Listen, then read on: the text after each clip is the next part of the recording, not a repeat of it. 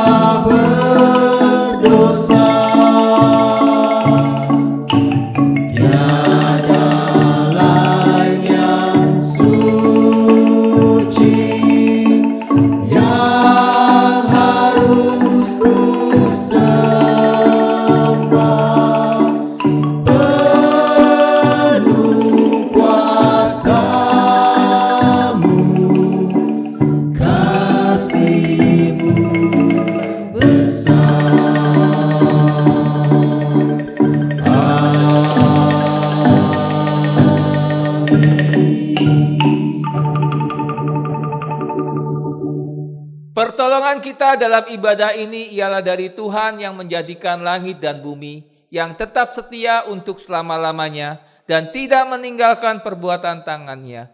Kasih karunia dan damai sejahtera dari Allah Bapa kita dan dari Tuhan Yesus Kristus, serta persekutuan Roh Kudus menyertai saudara sekalian.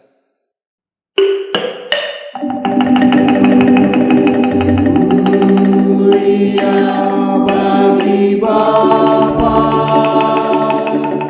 bagi Anak serta Roh Kudus, dari permulaannya, sekarang dan akan jadi selama-lamanya. Amin.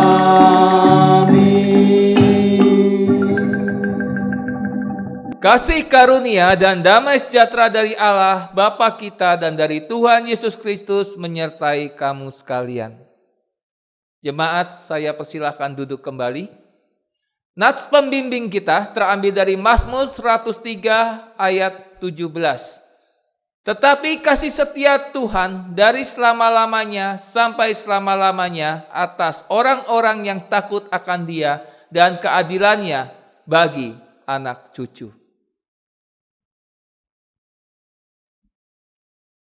Mari jemaat yang dikasihi Tuhan, kita naikkan pujian sambutan dari NKB nomor 7, bait yang pertama, kedua, dan ketiga.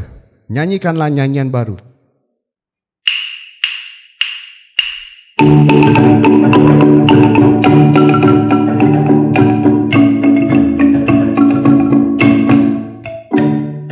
Nyanyikanlah nyanyian baru bagi Allah, pencipta cakrawala.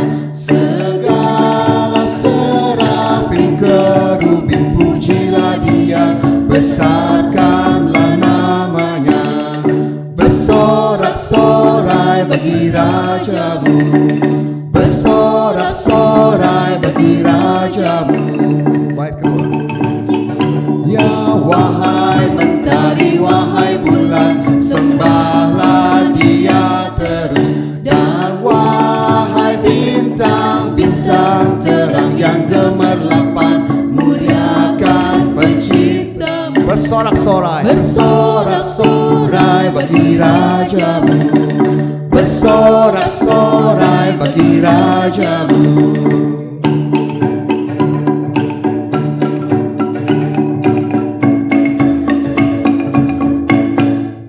Bait ketiga. Wahai langit yang mengatasi segala langit, masyurkanlah Tuhanmu. Hai air di atas langit, turut memuji Tuhan, muliakan penciptamu. Bersorak-sorai, bersorak-sorai bagi rajamu, bersorak-sorai bagi rajamu.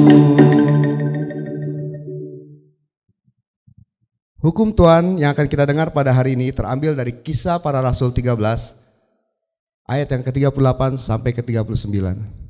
Jadi ketahuilah, hai saudara-saudara, oleh karena Dialah maka diberitakan kepada kamu pengampunan dosa, dan di dalam Dialah setiap orang yang percaya memperoleh pembebasan dari segala dosa yang tidak dapat kamu peroleh dari hukum Musa. Jemaat terkasih dalam Tuhan Yesus Kristus, marilah kita bersama-sama merendahkan diri di hadapan Tuhan untuk mengakui segala dosa dan kesalahan kita kepadanya, serta memohon pengampunan atas segala dosa dan kesalahan kita. Mari kita berdoa. Tuhan Yesus, terima kasih untuk kasih setia Tuhan dalam hidup kami. Sebelum kami akan mendengarkan firman Tuhan, kami terlebih dahulu meminta ampun di hadapan Tuhan atas setiap dosa dan kesalahan kami. Tuhan, ampuni kami walaupun kami sudah merasakan kebaikan Tuhan, penyertaan Tuhan, namun seringkali kami melanggar kebenaran firman Tuhan. Kami memohon ampun di hadapan Tuhan dan kami tidak ingin dosa dan kesalahan kami menghalangi kami untuk mengerti kebenaran firman-Mu. Terima kasih Bapa. Dalam nama Tuhan Yesus kami sudah berdoa. Amin. Jemaat, saya undang untuk bangkit berdiri. Kita akan menerima berita anugerah. Bagi kita yang telah mengakui dosa kita dan memohon pengampunan darinya, inilah berita anugerah dari Tuhan yang dinyatakan dalam Kolose 1 ayat 13 sampai 14. Ia telah melepaskan kita dari kuasa kegelapan dan memindahkan kita ke dalam kerajaan anaknya yang kekasih. Di dalam Dia kita memiliki penebusan kita, yaitu pengampunan dosa. Berdasarkan firman Tuhan ini, maka kami memberitakan bahwa pengampunan dosa telah berlaku bagi kita dalam nama Bapa dan Anak dan Roh Kudus.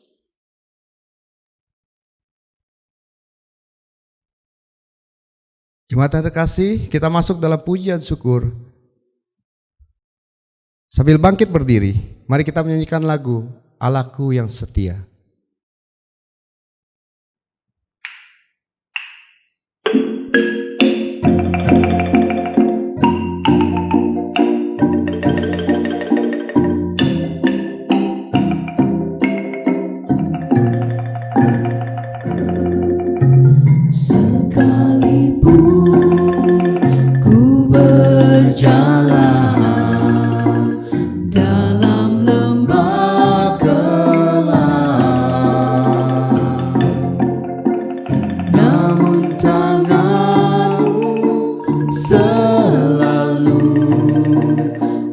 Menopang hidupku.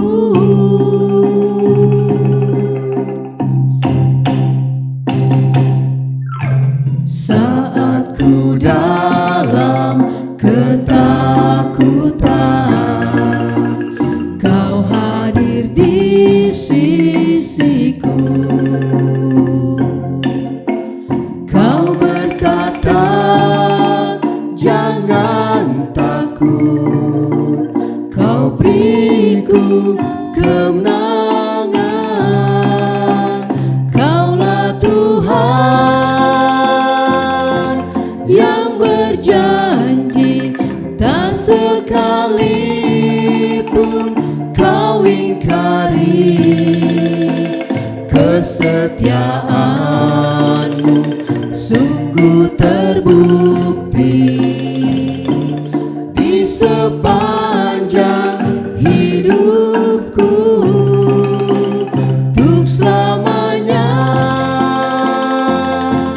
ku kan setia melayani, mengasihi-Mu. Tiada Tuhan seperti-Mu, Yesus. Kau Allahku yang setia.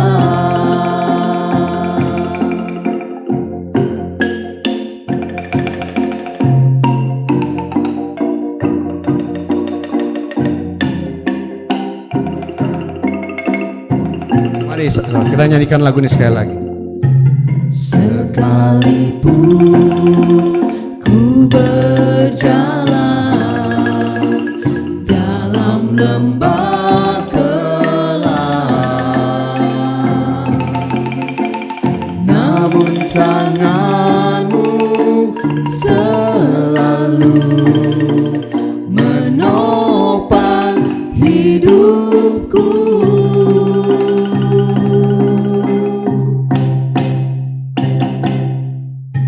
Saat ku dalam ketakutan,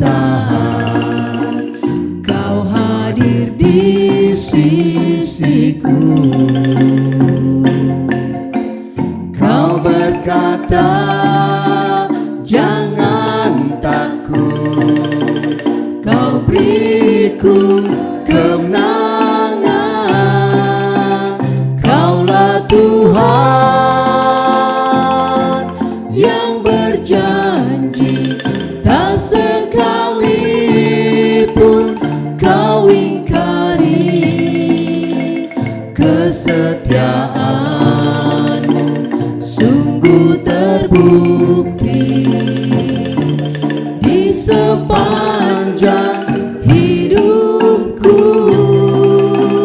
Untuk selamanya ku kan setia melayani, mengasihi-Mu. Tiada Tuhan seperti-Mu, Yesus. Kau Allahku yang setia. Tiada Tuhan seperti-Mu, Yesus. Kau Allahku yang setia.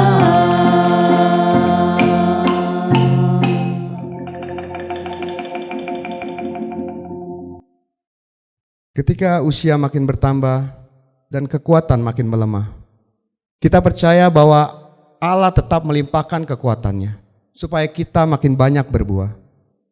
Sebelum kita mendengarkan firman Tuhan, mari kita angkat pujian dari PKJ 201. Sering kutanya pada diriku.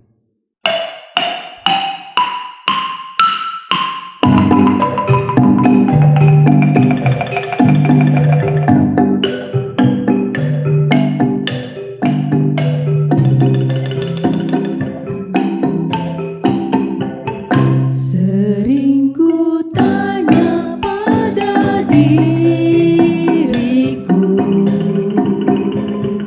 akhir hidupku yang fana, jangan sampai terbuai jiwaku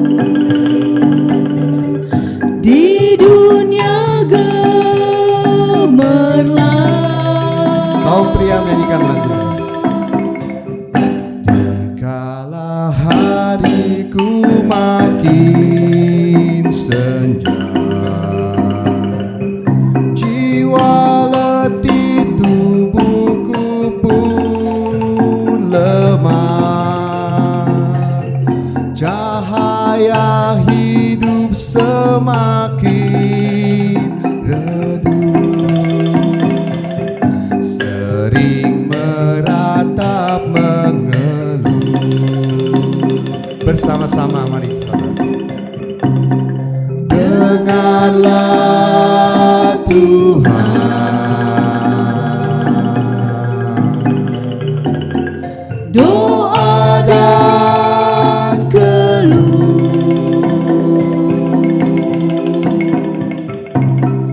biar ku tentram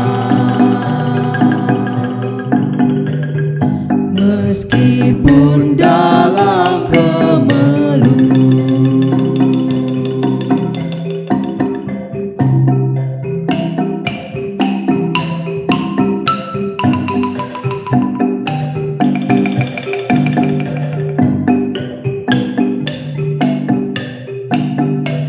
Mari sekali lagi, saudara. Kaum wanita terlebih dahulu. Dikala matahari terbenam, ketika datang membelah, apakah suluhku tetap terang menyambut kabar baik? Kaum pria nyanyikan lagu ini. Apakah hatiku tak bergema,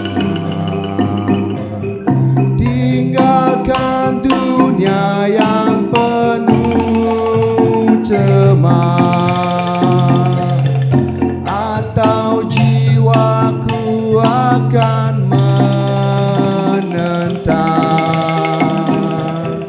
menuju sorga yang tenang. Bersama-sama, lihatlah Tuhan, lihatlah Tuhan, pergumulanku,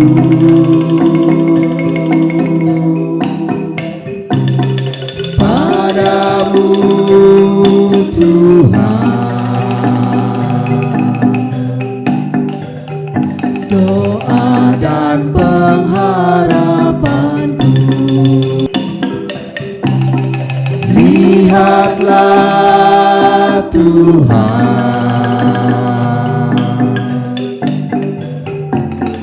pergumulanku,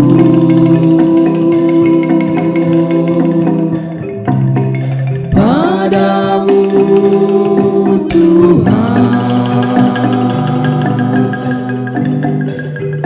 doa dan pengharapanku.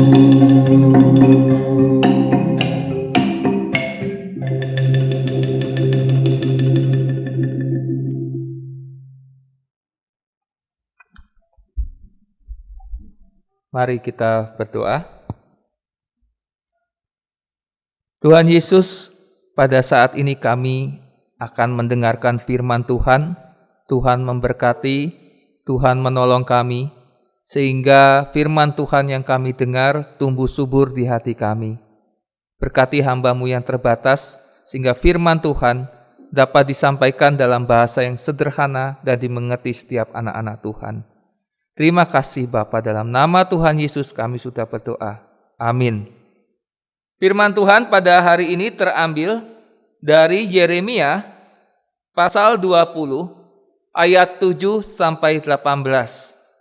Yeremia 20 ayat 7 sampai 18, tetapi saya hanya akan membacakan ayat 7 sampai ayat 9. Yeremia pasal 20 ayat 7 sampai 9.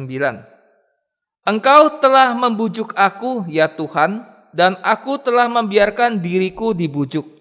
Engkau terlalu kuat bagiku, dan engkau menundukkan aku. Aku telah menjadi tertawaan sepanjang hari. Semuanya mereka mengolok-olok aku. Sebab setiap kali aku berbicara, terpaksa aku berteriak. Terpaksa berseru, kelaliman, aniaya. Sebab firman Tuhan telah menjadi celah dan cemooh bagiku sepanjang hari. Tetapi apabila aku berpikir, aku tidak mau mengingat dia dan tidak mau mengucapkan firman lagi demi namanya, maka dalam hatiku ada sesuatu seperti api yang menyala-nyala, terkurung dalam tulang-tulangku. Aku berlelah-lelah untuk menahannya, tetapi aku tidak sanggup. Bapak Ibu sekalian yang dikasihi Tuhan, kalau kita melihat di dalam Alkitab, ya, Nabi Yeremia ini adalah nabi yang mengalami begitu banyak pengalaman-pengalaman pahit, begitu banyak mengalami kesengsaraan. Bisa dibayangkan kalau kita membaca keseluruhan kitab Yeremia, kita akan menemukan bahwa sanak saudara daripada Yeremia sendiri mengkhianati Yeremia. Orang-orang dari desanya sendiri hendak mencabut nyawanya karena orang-orang di desa tempat Yeremia tinggal tidak menyukai nubuat-nubuat yang disampaikan oleh Yeremia. Hampir setiap orang yang kenal Yeremia bersiap-siap melawan Yeremia. Sehingga Yeremia menyebut dirinya sendiri sebagai orang yang menjadi perbantahan dan buah percederaan bagi seluruh negeri. Bapak Ibu bisa bayangkan bagaimana sengsaranya hidup Yeremia. Kenapa? Karena dia bernubuat selama keadaan politik yang berubah-ubah. Bahkan Allah melarang dia untuk menikah. Bukan saja dilarang untuk menikah, dia juga dilarang untuk masuk rumah-rumah di mana orang bersuka cita dan menikmati perjamuan. Jadi bukan hanya dilarang menikah, tetapi dilarang bersuka cita, dilarang berpesta. Setiap hari dia dicela dan dicemooh. Jadi Bapak Ibu sekalian, kalau kita melihat Yeremia, semua orang mencela dia, semua orang memusuhi dia, dan berat beban hidup dia. Dan kalau kita melihat dari sisi manusia, kita akan bertanya-tanya, yang benar Yeremia atau orang-orang yang gak suka sama Yeremia? Yeremia sendirian, orang banyak gak suka sama dia. Hanya karena apa? Yeremia bernubuat bahwa orang-orang tersebut, bangsa Yehuda, bangsa Israel akan dibuang, akan jatuh dalam penghukuman Tuhan. Orang-orang tidak suka, semua orang tidak suka. Yeremia ini seorang yang taat pada firman Tuhan. Yeremia ini seorang yang melayani Tuhan. Tetapi pada kenyataannya semua orang tidak menyukai Yeremia. Apa yang bisa kita lihat dari Yeremia ini di awal-awal firman Tuhan? Kita sering berpikir ketika kita ikut Tuhan, ketika kita ikut Yesus, maka berkat dan sukacita akan melimpah dalam hidup kita terus menerus. Bahkan ada yang mengajarkan pengajaran yang mengajarkan ikut Tuhan pasti kaya. Kalau tidak kaya raya, maka belum sungguh-sungguh ikut Tuhan. Bahkan ada yang lebih parah lagi ketika kita berpikir kalau kita sudah berbuat sesuai dengan firman Tuhan, maka Tuhan akan menyertai kita. Jadi kalau kita sudah kasih berkat, kita sudah tolong orang, kita sudah ibadah tiap hari Minggu, kita sudah ikut persekutuan, kita sudah menjadi pengurus, kita sudah melayani di berbagai bidang, baik singer, mimpin pujian, pemain musik, penyambut tamu, dan lain-lain, maka Tuhan akan memberikan kita sukacita, damai sejahtera, terus-menerus, tidak ada pergumulan. Jadi kira-kira kalau kita melayani Tuhan, hidup kita itu seperti mobil yang di jalan tol. Nah Bapak Ibu sekalian, pertanyaannya, apakah seperti itu? Satu sisi saya katakan ya. Ketika ikut Tuhan, pasti ada sukacita. Tetapi bukan berarti ikut Tuhan itu meniadakan pergumulan. Jika kita berpikir bahwa kita ikut Tuhan, kita melayani Tuhan, kita pasti senang, maka kita mirip-mirip dengan Petrus ketika di dalam Matius 19 ayat 27 dia mengatakan, kami telah meninggalkan segala sesuatu dan mengikut engkau, jadi apa yang akan kami peroleh? Nah, ini pola pikir Petrus. Jadi dia berpikir dia sudah tinggalkan jalannya, dia sudah tinggal segalanya, dia ikut Tuhan, dia akan mengharapkan apa yang kita dapat.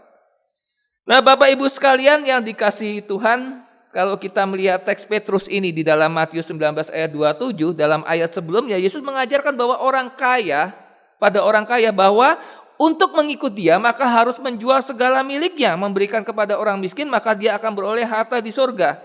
Sehingga Petrus langsung berpikir, apa sih yang bisa kita dapat? Apa sih yang bisa saya dapat?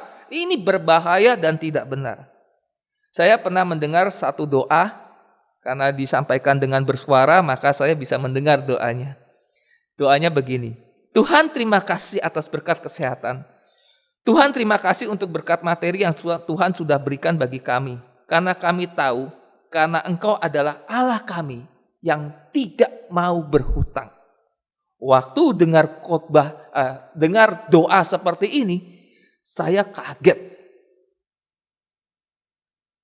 Karena kami tahu bahwa Allah kami bukanlah Allah yang suka berhutang. Bapak Ibu sekalian, pertanyaannya Tuhan tuh utang apa sama kita? Hati-hati dengan pemikiran bahwa Allah berhutang. Seringkali kita melayani Tuhan, kita menganggap ketika makin banyak kita melayani, maka makin banyak Tuhan berhutang pada kita. Tuhan harus bayar pelayanan kita dengan berkat materi. Tuhan tidak boleh kasih pergumulan. Tuhan, saya sudah melayani loh, kurang apa lagi saya melayani. Jadi Tuhan gak boleh kasih saya pergumulan. Jadi seakan-akan kita nyogok Tuhan dengan pelayanan kita untuk menghindari apa? Untuk menghindari pergumulan. Ini pemikiran yang salah, ini pemikiran yang berbahaya. Akibatnya dari pemikiran ini apa? Kita mudah kecewa dengan Tuhan, mudah kecewa sama gereja. Kalau doa tidak dikabulkan oleh Tuhan, maka kita tinggalin gereja. Kalau gereja tidak memenuhi apa yang kita inginkan, kita tinggalin gereja. Kalau teman-teman di gereja tidak menyukai, tidak cocok dengan kita, kita tinggalkan gereja. Kita pindah gereja lain, pindah gereja sini, gereja sono, gereja sini, gereja sono. Mencari sesuatu yang bisa menyenangkan kita. Karena kita merasa apa? Kita merasa kita sudah melayani Tuhan sehingga harus semuanya fine, semuanya nyaman bagi kita. Ini pemikiran yang berbahaya. Bahkan tidak kurang-kurang ini dilakukan justru oleh orang-orang yang mengerti doktrin, mengerti pengajaran. Kepalanya isinya firman Tuhan semua. Tetapi begitu konflik, begitu ada masalah, dia dengan gampang pindah gereja. Nah, Bapak Ibu sekalian yang dikasihi Tuhan, hari ini kita belajar dari Yeremia. Kita akan belajar dari Yeremia, di mana hidup dia, walaupun dia sudah sungguh-sungguh melayani Tuhan, dia sungguh-sungguh mengasihi Tuhan, dia memberitakan kebenaran firman Tuhan, dia bernubuat, menyampaikan isi hati Tuhan, tetapi dia tetap menghadapi pergumulan yang mungkin kalau saya saja menghadapi pergumulan seperti Yeremia, saya pikir saya juga belum tentu sanggup. Nah, Bapak Ibu sekalian, Yeremia ini melayani kurang lebih 40 tahun. Dan selama pelayanannya yang menarik adalah Yeremia terus mencela rencana-rencana Raja Yehuda untuk bersekutu dengan Mesir. Pada hari-hari terakhir Yehuda, dia menganjurkan agar Raja Zedekia tetap setia janjinya pada kerajaan Babel dan tidak memberontak. Nah, Yeremia ini dilawan keras oleh penasihat-penasihat raja lainnya, juga oleh nabi-nabi palsu yang menuduh Yeremia ini justru berkhianat. Nah, Bapak Ibu sekalian, di dalam perasaannya Yeremia ini sangat menderita. Ya, karena beritanya disalahpahami dan ditolak oleh bangsanya sendiri. Dan tidak dipungkiri, Yeremia juga kadang-kadang merasa putus asa. Dia mengeluh di hadapan Tuhan karena dia sepertinya merasa pelayanannya sia-sia. Tetapi kalau kita melihat di penghujungnya, Yeremia tetap setia pada panggilannya, tetap bersandar pada Tuhan. Nah, Bapak Ibu, kalau menuruti keinginan daripada Yeremia sendiri, tentu dia ingin layanannya membuahkan hasil pertobatan. Dia ingin ketika dia melayani bangsa Yehuda taat kepada Tuhan. Dia dilayani sebagai layaknya seorang nabi. Namun kenyataannya tidak seperti itu. Yang dia harapkan berbanding terbalik dengan apa yang dia dapatkan. Ketika saya membaca kitab Yeremia ini, jujur, saya merasa malu. Saya berpikir ketika saya melayani Tuhan sebagai hamba Tuhan, saya tentu berharap saya punya jemaatnya bertumbuh semua baik-baik gitu ya. Semuanya baik-baik. Sakit dikunjungi, sakit didoakan, pergumulan didampingi, masuk rumah sakit tiap hari dikunjungi. Berharap apa? Berharap jemaatnya makin dekat sama Tuhan. Makin memuliakan Tuhan, setia sama Tuhan, setia beribadah di gereja. Tetapi pertanyaannya, apakah dengan sebuah kebaikan-kebaikan yang gereja lakukan, jemaatnya pasti setia? Ketika saya membaca kitab Yeremia ini, saya baru sadar, ternyata belum tentu. Makanya tidak heran kita menemukan banyak orang-orang yang sudah dilayani, ternyata tidak setia, baik sama Tuhan maupun tempat gereja dia dilayani. Kenapa? Alkitab sudah memberikan contoh kasus, yaitu Yeremia. Tetapi Yeremia ini tetap setia. Jadi pertanyaan besar, kenapa dengan begitu banyak hasil yang dia dapat mengecewakan dirinya, dia bisa tetap setia? Secara singkat kita akan membahas 3 poin yang menyebabkan kenapa Yeremia itu bisa setia di dalam pergumulan beratnya. Yang pertama, Yeremia bisa setia, Yeremia bisa kuat karena dia meyakini pergumulannya itu adalah atas seizin Tuhan. Seizin Tuhan. Yeremia pasal 20 ayat 7 mengatakan, "Engkau telah membujuk aku ya Tuhan, dan aku telah membiarkan diriku dibujuk. Karena engkau terlalu kuat bagiku dan engkau menundukkan aku. Aku telah menjadi tertawaan sepanjang hari, semuanya mereka mengolok-ngolok aku." Bapak Ibu, Yeremia ini bisa kuat, Yeremia bisa setia karena dia apa? Dia meyakini pergumulannya adalah dari Tuhan. Sebelum kelahirannya, Yeremia telah dipanggil Tuhan di desa Anatot untuk menjadi nabi pada hari-hari terakhir kota Yerusalem. Sejak mudanya dia telah diberi tugas yang berat, mencabut, merobohkan, membinasakan, meruntuhkan, membangun dan menanam. Dia harus mengabarkan kejatuhan Yerusalem dan penawanan di Babel sebelum ia menyatakan kembalinya bangsa itu dari pembuangan dan kembali pembangunan di dalam kota Yerusalem. Yeremia meyakini bahwa tugas yang diemban adalah misi dari Tuhan dan dia sebagai hamba Allah tidak memiliki otoritas untuk menolak pelayanan yang Tuhan berikan. Bapak Ibu, kalau kita lihat lagi semua teks, banyak teks dalam kitab Yeremia, maka banyak kita menemukan keluhan-keluhan dari Yeremia. Terutama dalam teks yang kita baca nanti, kalau Bapak Ibu sempat baca di dalam pasal 20 ayat 14 sampai 18, sepertinya Yeremia ini karena begitu beratnya bebannya sampai dia menyesal sekali dilahirkan. Ini hal yang manusiawi sekali Bapak Ibu sekalian. Jadi Yeremia ini, dari kitab Yeremia ini kita bisa belajar apa? Bapak Ibu ketika dalam pergumulan, sadar gak? Tahu gak? Bahwa pergumulan itu seizin Tuhan. Kita tahu gak pergumulan itu dalam koridornya kedaulatannya Tuhan. Yesus ketika diberi pergumulan, di mana iblis menggoda, mencobai Tuhan Yesus, itu dalam koridor seizin Tuhan. Iblis diberi izin oleh Allah untuk mencobai Tuhan Yesus. Ketika kita dalam pergumulan, kita sadar gak bahwa itu seizin Tuhan?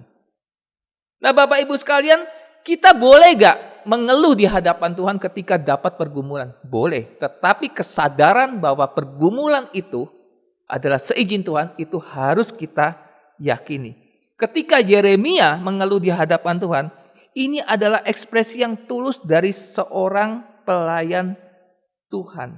Dia bukan mengeluh karena dia disakiti. tetapi dia mengeluh di hadapan Tuhan. Kalau kita lihat betul-betul kalimat daripada Yeremia, Yeremia ini mengeluh begini, Tuhan, saya sudah capek, saya sudah mati-matian melayani Tuhan.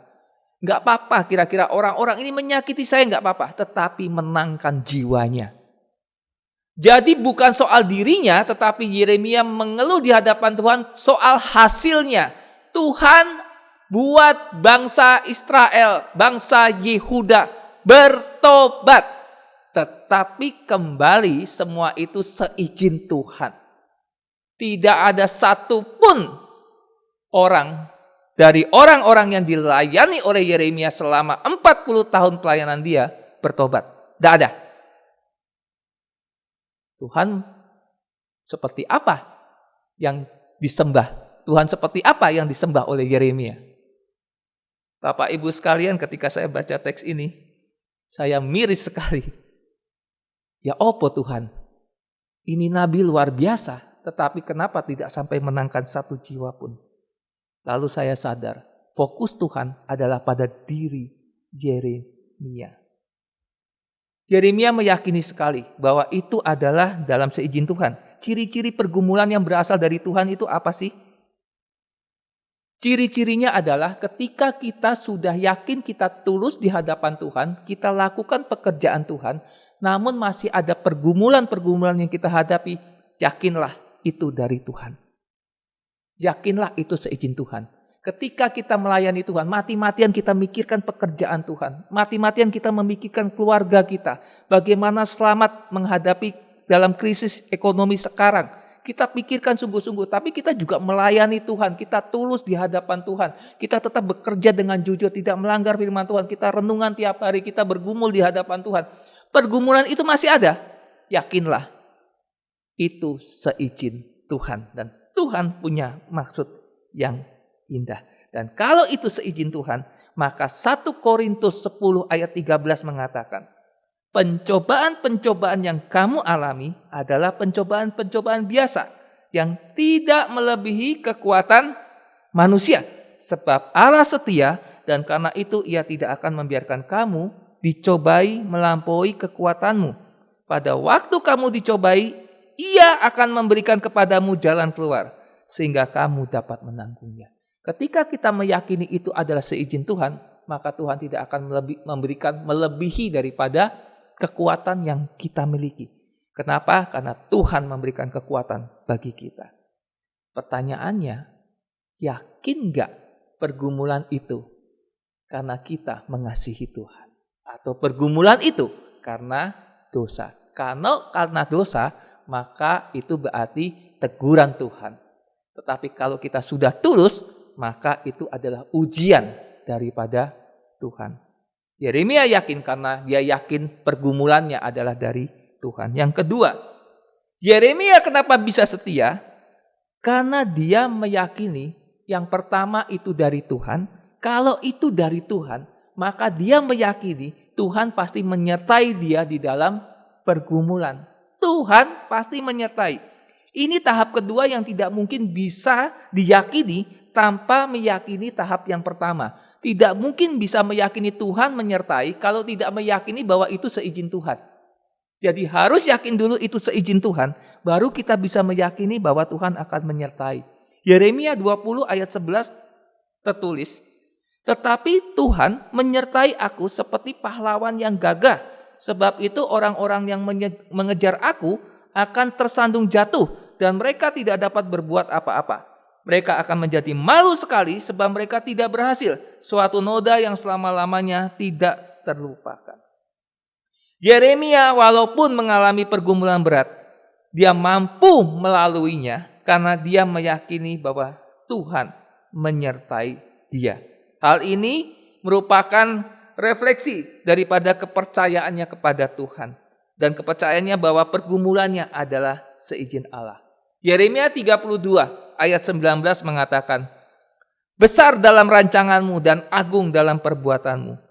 Matamu terbuka terhadap segala tingkah langkah anak-anak manusia dengan mengganjar setiap orang sesuai dengan tingkah langkahnya dan sesuai dengan perbuatannya. Yeremia 32 ayat 21.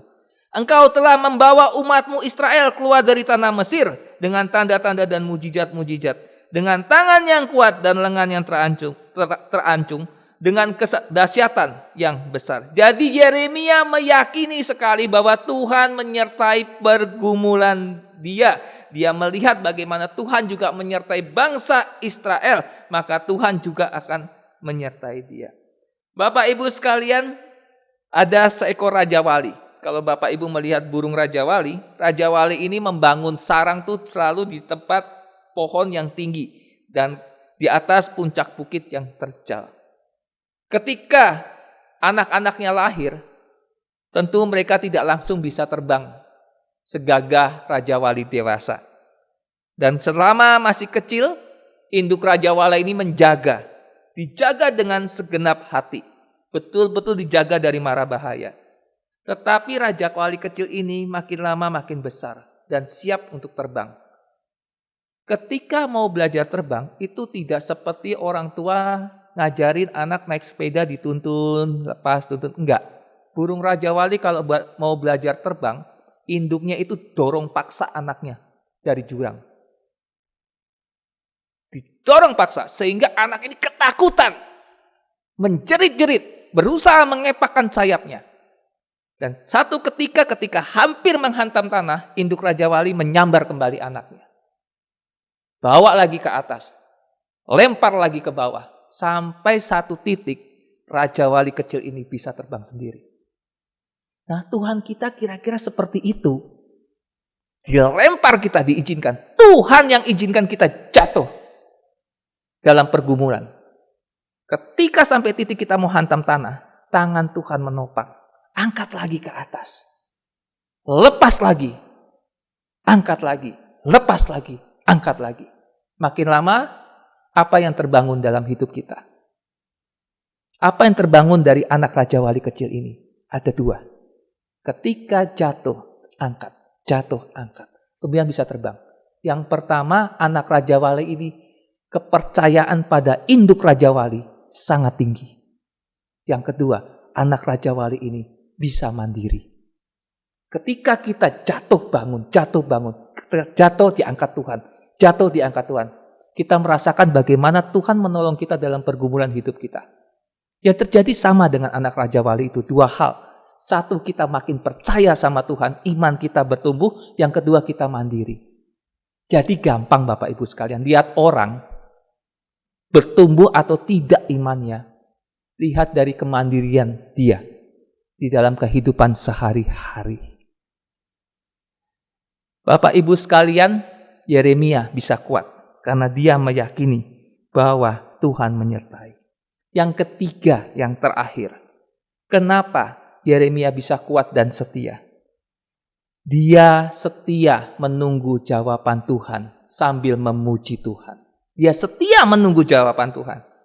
Dalam kondisi sulit, Yeremia masih memuji Tuhan. Ini adalah tahap yang ketiga.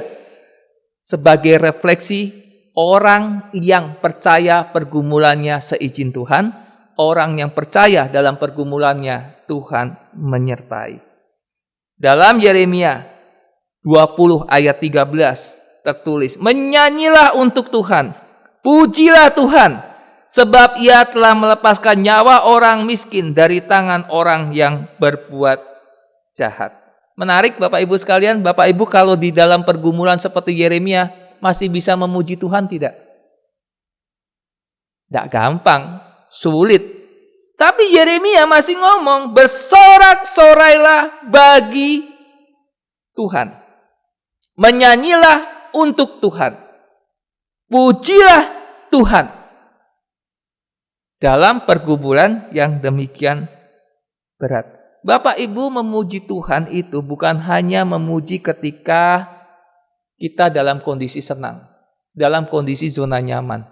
Itu levelnya masih level biasa-biasa saja. Kalau kita memuji Tuhan, Tuhan itu baik, Tuhan itu maha besar, uang lagi banyak, badan lagi sehat, tidak ada masalah apa-apa, gak usah jadi orang Kristen pun bisa. Gak usah jadi orang Kristen pun bisa. Gak usah ikut Tuhan Yesus pun bisa. Orang ateis pun bisa. Bersyukur. Tetapi yang tidak bisa dilakukan adalah memuji Tuhan di dalam penderitaan. Ini hanya orang yang sungguh-sungguh percaya pada Tuhan Yesus yang bisa melakukan. Kenapa? Memuji di dalam penderitaan berarti kita meyakini penderitaan itu seizin Tuhan, mengakui bahwa penderitaan kita Tuhan menyertai kita di dalam penderitaan. Sehingga kita tetap bisa bersuka cita memuji Tuhan walaupun hati mungkin lagi susah. Bapak Ibu sekalian, mari kita belajar memuji Tuhan juga tidak hanya di masa-masa senang, tetapi di masa-masa sulit. Inilah sebetulnya ujian anak-anak Tuhan. Pandemi COVID-19 belum usai, walaupun vaksin sudah dimulai. Ekonomi masih belum pulih seutuhnya. Mungkin beberapa dari kita menyisakan pergumulan-pergumulan rumah tangga yang tak kunjung usai. Tetapi percayalah, kalau kita anak-anak Tuhan, kita bersandar pada Tuhan, kita meyakini COVID-19 ini seizin Tuhan, dan Tuhan menyertai anak-anak Tuhan di dalam perjalanan pandemi COVID-19 ini. Dan anak-anak Tuhan tetap bersuka cita melayani Tuhan, walaupun banyak kesulitan hidup yang dialami gara-gara COVID-19 ini, kita tetap bisa bersuka cita. Ingat kuncinya, meyakini seizin Tuhan, yakin disertai Tuhan, dan kita bersuka cita di dalam Tuhan. Mari kita berdoa. Tuhan Yesus, terima kasih kami sudah merenungkan firman Tuhan, dan biarlah melalui perenungan hari ini kami menjalani pergumulan-pergumulan hidup kami bersama dengan Tuhan. Kami tetap menyerahkan setiap pergumulan kami ke dalam tangan Tuhan. Terima kasih Bapa, dalam nama Tuhan Yesus kami sudah berdoa. Amin.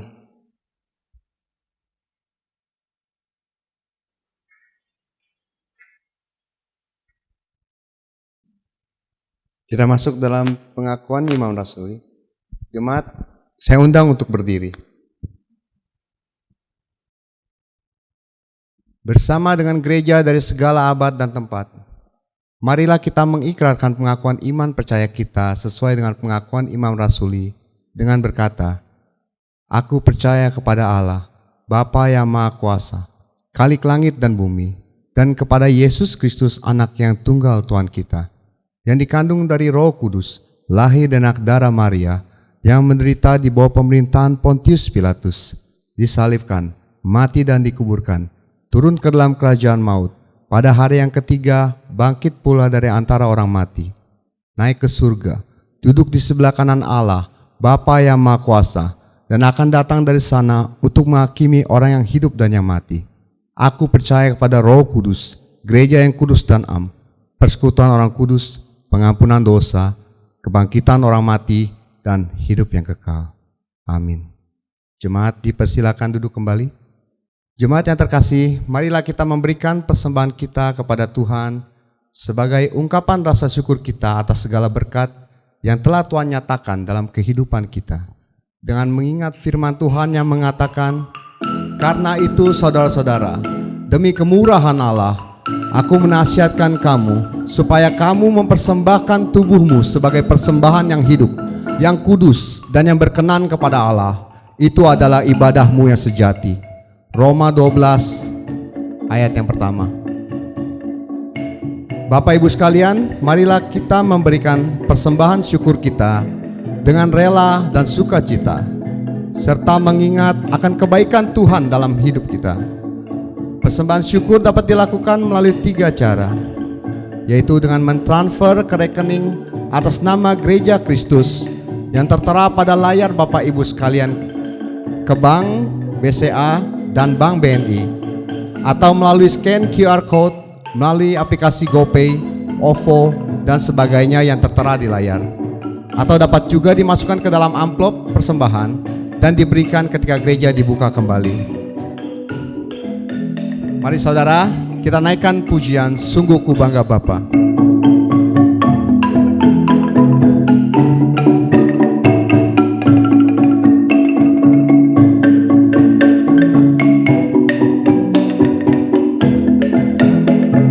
Sungguh ku bangga Bapa. Sungguh ku ku bangga Bapa, punya Allah seperti Engkau. Sungguh ku bangga Yesus atas segala pengorbananmu. Tak ingin aku hidup lepas dari kasih-Mu. Kasih-Mu menyelamatkan dan beriku pengharapan. Kini ku persembahkan, kini ku persembahkan apa yang aku miliki. Memang tiada berarti bila dibanding dengan kasih-Mu. Namun ku ingin memberi dengan sukacita di hati, karena ku tahu ini menyenangkan hati-Mu. Kini ku persembahkan, kini ku persembahkan apa yang aku miliki. Memang tiada berarti bila dibanding dengan kasih-Mu.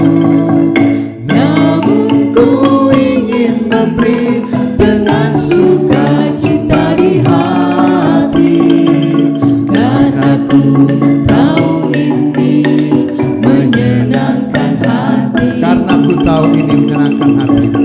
Karena ku tahu ini menyenangkan hati-Mu.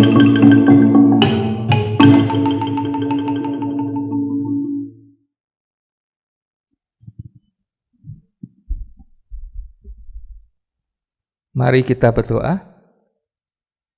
Tuhan Yesus, terima kasih pada hari ini Tuhan sudah mengizinkan kami untuk memberikan persembahan, dan biarlah apa yang kami lakukan ini menjadi persembahan yang kudus dan harum di hadapan Tuhan. Tuhan, kami juga sebelumnya mau berdoa untuk jemaat-jemaat kami yang saat ini mengalami kesusahan, baik kesehatan yang sedang terganggu, sedang sakit, atau bahkan ada yang mungkin terkena virus COVID-19. Tuhan tolong, Tuhan memberkati, Tuhan pulihkan. Dan juga mungkin ada jemaat yang terkena dengan masalah ekonomi, pergumulan-pergumulan keluarga. Tuhan juga bukakan jalan keluar. Tuhan, kami bersyukur bahwa saat ini vaksinasi COVID-19 sedang berjalan gencar-gencarnya oleh pemerintah. Tapi kami terus berdoa, Tuhan lancarkan seluruh proses vaksinasi, sehingga seluruh rakyat Indonesia mendapatkan vaksin COVID-19, dan kami terbebas dari pandemi ini. Tuhan berkati pemerintah kami, Pak Jokowi, Pak Ma'ruf Amin, beserta jajaran menteri, para gubernur, pemimpin daerah, sampai tingkat RT. Tuhan tolong supaya mampu bergandengan tangan bersama-sama membawa bangsa ini keluar dari krisis pandemi ini. Terima kasih Tuhan, dan kami terus berdoa untuk gereja kami, Gereja Kristus Ketapang beserta dengan seluruh posnya. Tuhan berkati. Selama kami ibadah online, Tuhan tolong jemaat, walaupun tidak bisa bertemu satu dengan yang lain, tetap rajin beribadah, memuliakan Tuhan, dan memiliki relasi dengan Tuhan. Terima kasih Tuhan, dan kami akan menutup doa kami dengan doa sempurna yang Tuhan Yesus ajarkan. Bapa kami yang di sorga, dikuduskanlah namamu, datanglah kerajaan-Mu, jadilah kehendak-Mu, di bumi seperti di sorga. Berikanlah kami pada hari ini makanan kami yang secukupnya, dan ampunilah kami akan kesalahan kami, seperti kami juga mengampuni orang yang bersalah kepada kami. Dan janganlah membawa kami ke dalam percobaan, tapi lepaskanlah kami daripada yang jahat. Karena Engkaulah yang empunya kerajaan dan kuasa dan kemuliaan sampai selama-lamanya. Amin.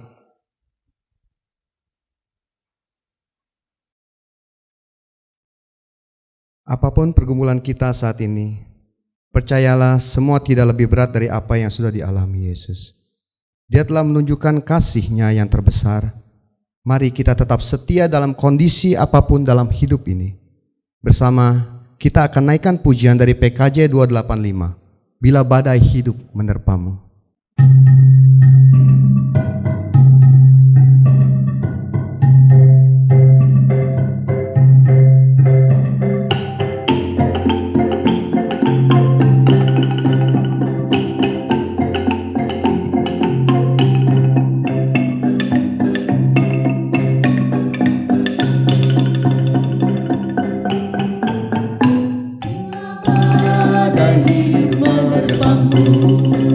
Dan cobaan pun datang mengganggu, hanya satu janji harapanmu, ya janji Tuhanmu pegang teguh. Biar gunung-gunung pun beranjak, serta bukit-bukit pun bergoncang, kasih dan setia dari Tuhan dan melindungimu tetap teguh. Pegang selalu janji Tuhan, jangan lepaskan walau siang atau malam. Enyahlah takut atau bimbang, Tuhanlah pemilik hidupmu. Biar gunung-gunung pun beranjak, serta bukit-bukit pun bergoncang, kasih dan setia dari Tuhan kan melindungimu tetap teguh.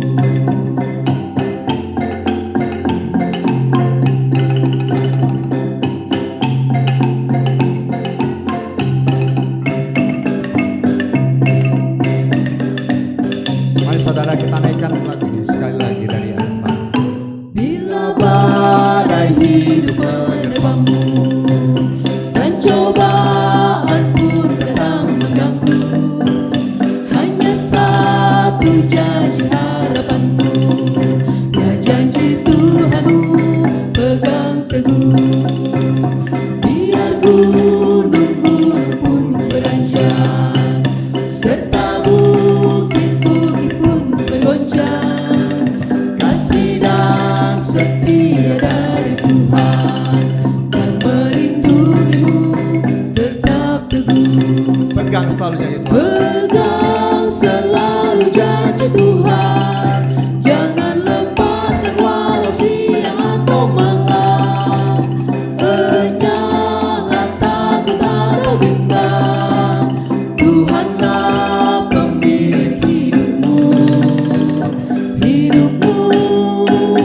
Biar gunung-gunung pun beranjak, serta bukit-bukit pun bergoncang, kasih dan setia dari Tuhan dan melindungimu tetap teguh.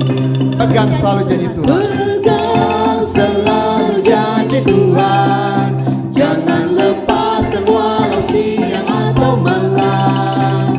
Enyahlah takut atau bimbang, Tuhanlah pemilik hidupmu.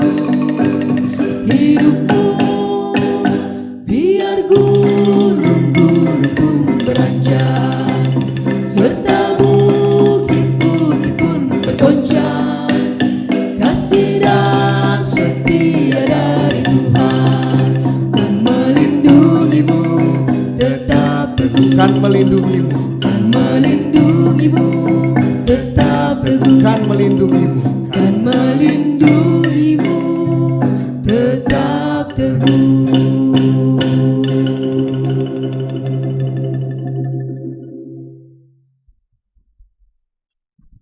Jemaat kekasih Kristus, terimalah berkat Tuhan. Tuhan memberkati engkau dan melindungi engkau. Tuhan menyinari engkau dengan wajah-Nya dan memberi engkau kasih karunia. Tuhan menghadapkan wajah-Nya kepadamu dan memberi engkau damai sejahtera. Amin. Kepada Allah dipuji, serta kepada